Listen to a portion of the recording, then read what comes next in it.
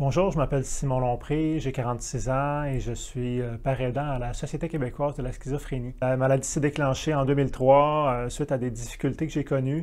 Ça fait maintenant 9 ans ici que je travaille à la Société québécoise de la schizophrénie. Aujourd'hui, je vais commenter certains extraits de films pour parler de la stigmatisation qui entoure la maladie mentale.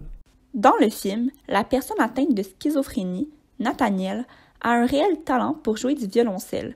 Son professeur est très impressionné et lui dit donc qu'il est la personne la plus douée qu'il a jamais vue. Quand on voit cet extrait de film-là, ça donne encore une fois l'idée que la personne peut être un prodige, mais en fait la schizophrénie touche toute personne, peu importe sa classe sociale, son sexe, l'environnement dans lequel elle a vécu. C'est vraiment le 1% de la population mondiale qui vit avec la schizophrénie. Dans le film, ici, on voit que Nathaniel a un talent particulier pour le violoncelle.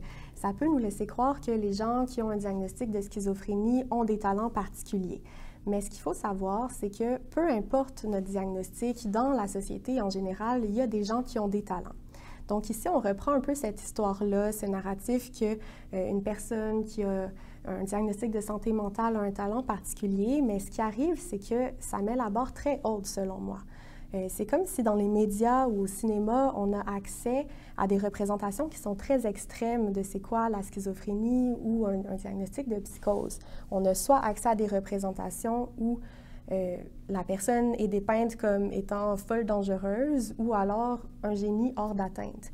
Donc finalement, selon moi, c'est comme si on n'a pas vraiment accès à une représentation qui est un peu plus normale, une représentation plus conventionnelle de c'est quoi vivre avec la schizophrénie. J'imagine que ça doit arriver une fois de temps en temps qu'une personne qui a une maladie mentale a un talent exceptionnel. Moi, je trouve que c'est sensationnaliste, si on veut. Je sais que l'art peut être très bénéfique aux personnes qui vivent avec la maladie.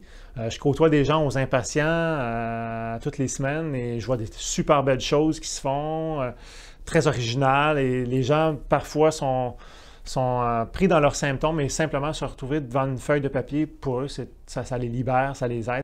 Nathaniel découvre le diagnostic de schizophrénie qui lui a été posé et réagit de façon extrêmement violente, allant jusqu'à menacer son ami M. Lopez. Moi, comme père aidant, j'ai côtoyé à 2 reprises un peu la violence, mais c'est pas de quoi qui est répandu. Moi, ce que j'ai appris surtout en travaillant, c'est que les personnes sont plus violentes envers elles-mêmes qu'envers les autres. Et ces gens-là, ce qui arrive, c'est qu'ils veulent avoir la paix à cause de leurs symptômes, à cause de leurs difficultés, à cause de leur vie qu'ils doivent reprendre. Souvent, ils vont plutôt s'isoler que d'aller vers les gens ou de s'exprimer de façon violente. C'est ça, c'est difficile de vivre avec ces symptômes-là. Et accepter la maladie aussi, accepter le diagnostic. Parfois, ça peut faire réagir, comme dans l'extrait, la personne se dit pas malade et qui veut pas retourner à l'hôpital. Quand je vois cet extrait de film, c'est sûr que ça me fait réagir parce que c'est vraiment un préjugé que la population a envers les personnes touchées par la schizophrénie.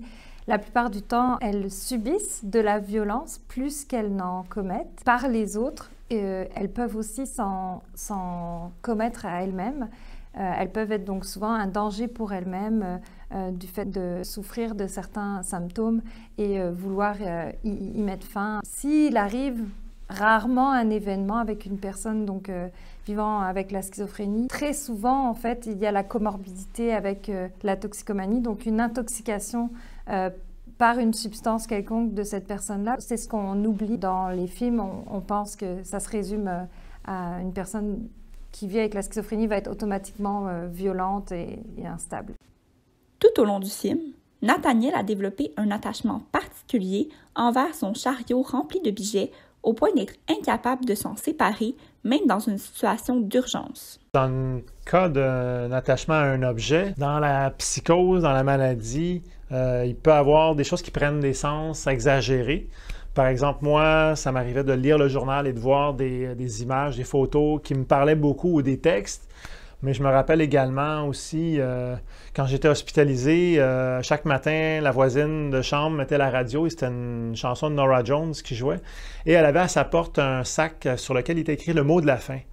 Et ça me mettait complètement, ça faisait du sens pour moi. J'attendais une réaction, j'attendais un dénouement. Et j'ai attendu, il ne s'est rien passé finalement, mais ça m'a quand même occupé pendant une bonne semaine, semaine et demie, je dirais même 2 semaines. Là, Donc c'est ça, oui, on peut s'attacher à des objets ou à des objets qui ont des significations pour nous, ça peut prendre toute la place vraiment.